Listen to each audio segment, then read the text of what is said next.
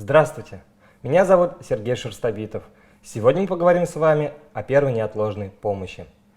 Жизнь каждого человека – это вселенная, потерю которой невозможно восполнить. А что же такое первая помощь? Это комплекс мероприятий, направленных на временное устранение причин, угрожающих пострадавшему, и развитие тяжелых осложнений. Давайте отметим с вами неотложные состояния.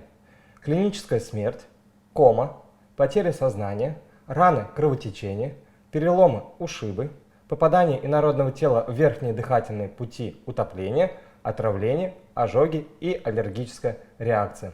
Сегодня мы с вами отметим 3 неотложных состояния. Это клиническая смерть, кома и попадание инородного тела в верхние дыхательные пути.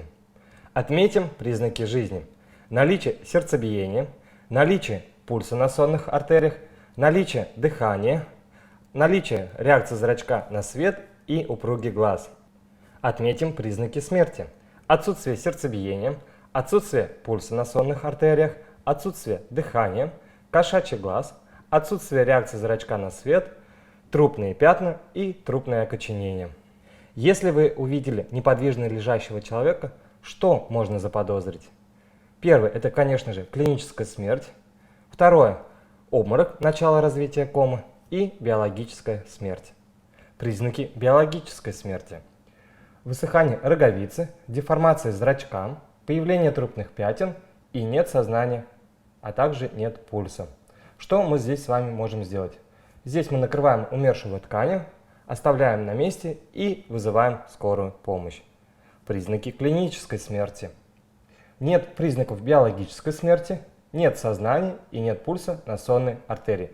Здесь мы приступаем к СЛР, к сердечно-легочной реанимации, 30 к 2. Признаки комы. Нет сознания, но есть пульс. Здесь мы пострадавшего поворачиваем на бок, очищаем ротовую полость от инородных тел, затем поворачиваем на живот и к голове прикладываем холод. Что же такое клиническая смерть? Это обратимый этап умирания, переходный период между жизнью и биологической смертью. На данном этапе прекращается деятельность сердца и процесс дыхания. Оживить пострадавшего можно в течение 4 минут. Первая помощь при клинической смерти. Первое, что нам нужно сделать, это проверить на наличие признаков жизни. Уложить пострадавшего на ровную поверхность, освободить грудную клетку от одежды и иных вещей. Освободить ротовую полость от инородных тел. Инородное тело это могут быть конфетки, жвачки. Запрокинуть голову и зажать нос, провести непрямой массаж сердца 2 вдоха, 30 компрессий, расположить ладонь таким образом, чтобы она была выше мечевидного отростка.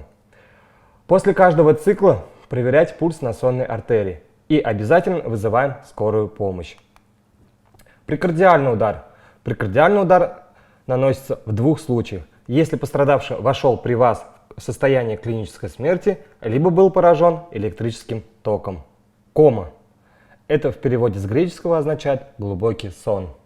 Патологическое состояние, которое характеризуется угнетением центральной нервной системы с глубокой утратой сознания и потерей реакции на внешние раздражения. Первая помощь при коме. Первое, что нам нужно с вами сделать, это определить наличие признаков жизни. Повернуть пострадавшего на бок.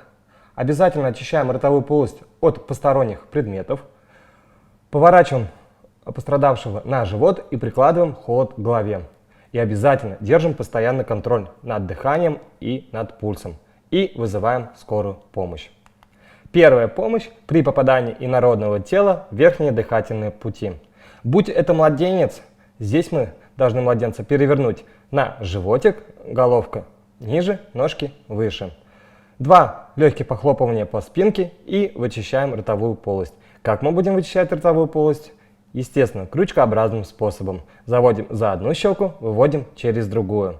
После того, как вытащили инородное тело, ребенок заплачет и прижимаем его к себе. Будь это взрослый человек, здесь мы должны его перекинуть с вами через скамью, либо через собственное бедро, либо через стул. 2 удара по спине и вызываем рвотно-кашлявый рефлекс. Единственное правило в жизни – всегда оставайся человеком. Берегите себя и своих близких. Спасибо за внимание.